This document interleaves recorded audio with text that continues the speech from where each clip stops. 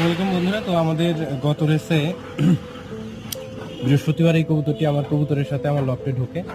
তো কবুতরটি শারীরিকভাবে দুর্বল ছিল, কিন্তু ওর ড্রপিং সবই ঠিক ছিল।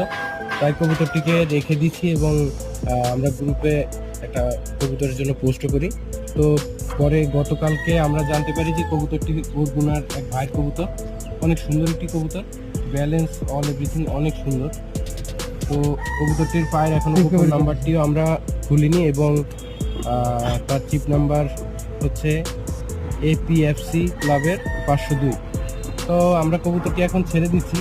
আর একটি মেসেজ দিতে চাই, প্রত্যেকেই কবুতর পালক, আমরা যারা এই ধরনের কবুতর পাই, তো সবাই আশা করবো যে প্রত্যেকের কবুতরটিকে রিকভারি করে এইভাবে ছেড়ে দিবেন, কেউ কারো কবুতর রাখবেন না, তার প্রিয় মালিকের কাছে চলে যাবে। সবার প্রিয় কবুতরগুলো সবার নিজ নিজ ঘরে চলে যাক। তো আমরা এখন কবুতরটি ছেড়ে দেবো।